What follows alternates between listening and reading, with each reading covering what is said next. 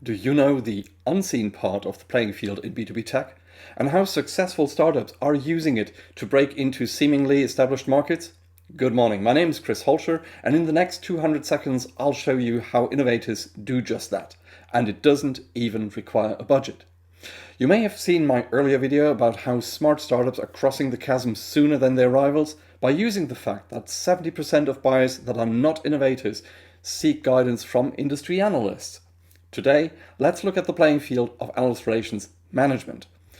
And for that, we use the lens of the flagship reports of the three largest analyst firms, the IDC MarketScape, the Forrester Wave, and the Gartner Magic Quadrant.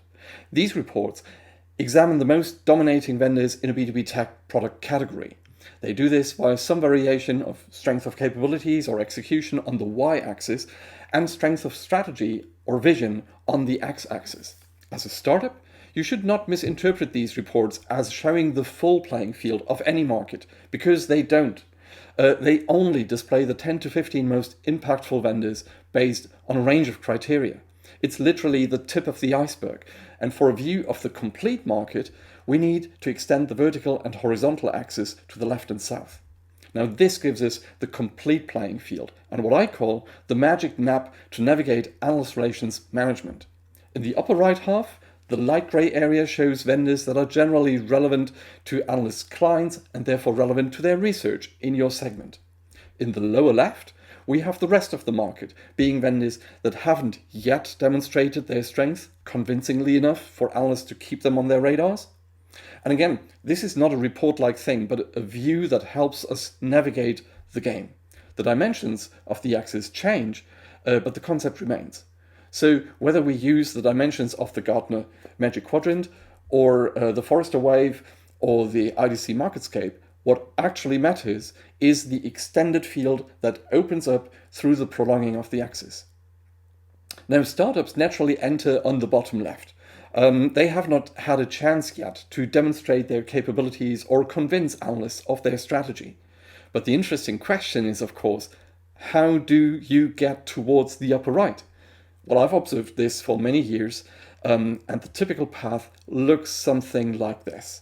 I guess some of you can relate. And believe me, even large firms struggle with this when they innovate. I've been there myself, so there must be a better way, right?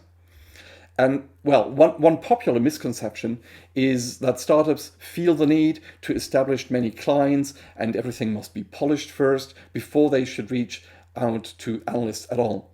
On the map, that would mean holding off from introductory briefing until they've grown enough revenues to move north, and only then try to convince analysts of their visionary strength and push right, which is a huge mistake. Not only is this path incredibly stony, and 50% of startups even die along the way, but also the state of startups with industry analyst research found that even the survivors lose around 4 years against direct rivals that choose a smarter path. Because the key to winning is knowing that analysts are open to startup briefings even at early stages, if you do briefings right.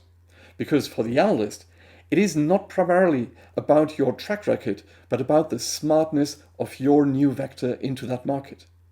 And with this understanding, here's a far better route to take. Find out early which analyst's research agenda is fitting best with your thinking and get accepted for introductory briefings. Use your visionary strength and a concise strategy to push right first into the area of analyst-relevant vendors.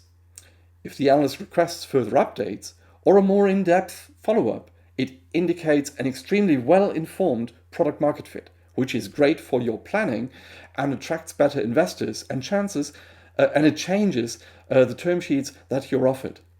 Next, you can use the analyst attention to work your way north much easier, because now you're already in the land of analyst publications that are actually reachable for startups to score a mention.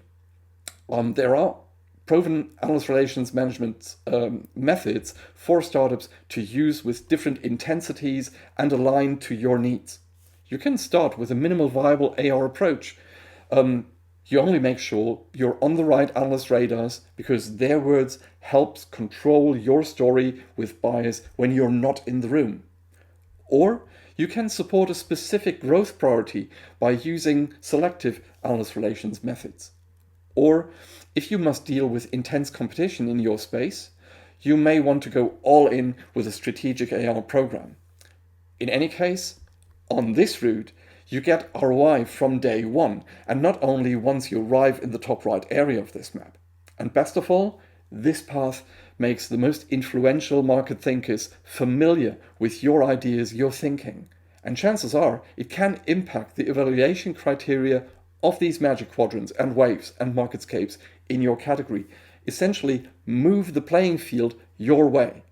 As an innovator, that's pure gold for you. Well, that's it for today.